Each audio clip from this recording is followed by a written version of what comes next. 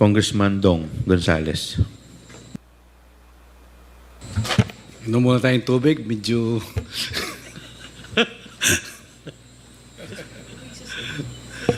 Anyway, magandang tanghali po sa ating lahat.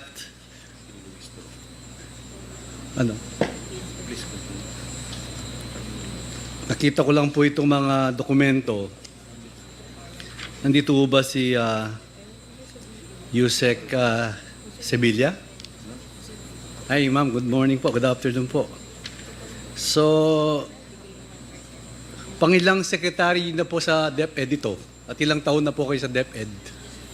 Magandang hapon po, Mr. Chair. Your Honor, I have been with the Department of Education for more than 8 years, and I have served for 3 secretaries already. So, who are those 3 secretaries, ma'am? Your Honor, the first one is Secretary Liling Briones.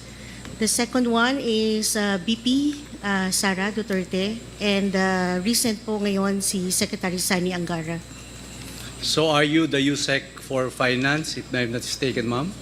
Yes, that's true po, Your Honor.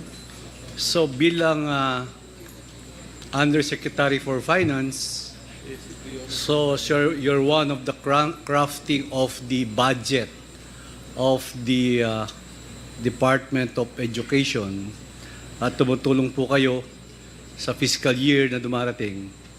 So, tama ho yun, USEC? Yes, Your Honor, that's true. Well, nakita ko lang po dito, Madam Yusek, kung maari po, kanino po kayo nakikipag-coordinate pag piniprepare niyo yung budget? Your Honor, for the budget proposal, ang una po nating iintayin is the budget call of the Department of Budget and Management. So mag-i-issue po sila ng priorities, programs ng ating national government. Kasama na po doon yung mga templates, forms, conditions, criteria.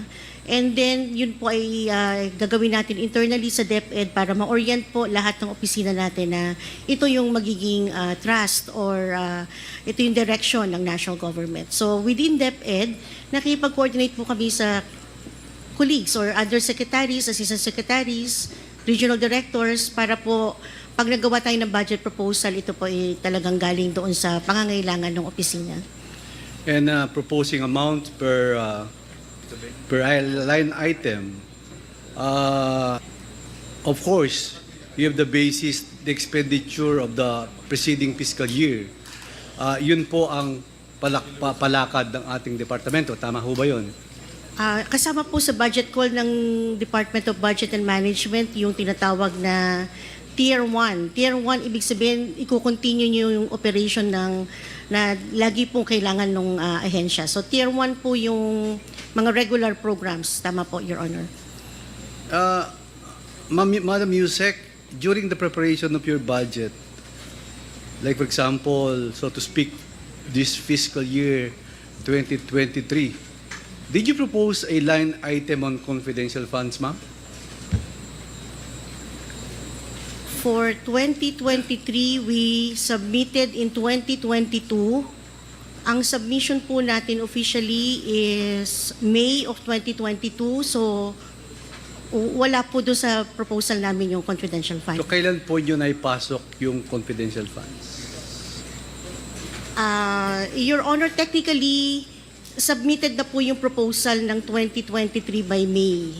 And then, pagdating ng July, August, may bagong administration. So, ang DBM po ay sumulat sa atin to confirm yung proposal na sinabmit noong May. Now, nung pong sinabmit namin yung proposal for 2023 in August, wala naman pong nakalagay na linya na confidential fund sa proposal, pero nung lumabas po yung NEP, National Expenditure Program, meron na pong nakalagay doon na confidential expense at 150 million. So, Yusek, do you confirm that was the first time that DepEd proposed an item of confidential funds, ma'am? Yes, Your Honor. First time po sa Department of Education na magkaroon ng confidential. So, kailan po yun naipasok? That was 2023? National Expenditure Program, NEP 2023 po. So, how the amount determined? Paano yung dinidetermine? At paano nyo nilalagay sa line item? Did you enter in the budget of DepEd? And then, what's the cost of this insertion, ma'am? Ano ang formula to put it as a line item of DCF?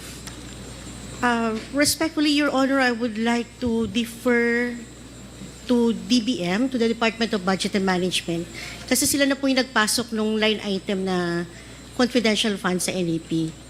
If I may, Your Honor. Yes, Mr. Chair. Mr. Chairman. Mr. Chair, I know that this point has been repeated over and over again, but I invite everyone to another angle here.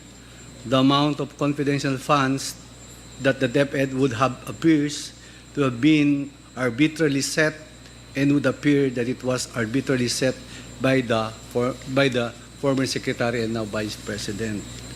Ma'am, as a USEC for Finance, what was your involvement with respect to the confidential funds of Department of Education? When it was already, Your Honor, when it was already included in the GAA of 2023, our role will be to process and release the fund in compliance with the joint circular on the confidential fund. So in your recollection, ma'am, in the year 2023, how many checks did you sign for the confidential fund? Per the provision of the joint circular, allowed po kami na mag-issue ng cash advance for 3 months. So per quarter. At 3 po yung cheque na na-issue po namin for the first, second, and third quarters of 2023, Your So Honor. meaning to say 12 months divided by 4, that is equivalent to 3 months. Yes, Your Honor. Tatlong tig 37.5 yung in-issue niyo po. That's correct, Your Honor. So, ilang signatories po sa cheque ang pumipirma pag yung cheque for the CF, Madam Yusek? The same with regular funds po, ang template ng ating cheque ay 2 ang magsasign. Sa Department of Education, meron po tayong signing authority. Kapag po 10 million and below, ako po at saka yung aming accountant or the finance director. Pag 10 million and up po, ako po or any other undersecretary can sign the check po. Tama po ba na kasama si Yusek Mercado sa pagpirma ng cheque? Yes, Your Honor. Siya po yung co-signatory doon sa 3 cheque po for the confidential fund. Thank you po.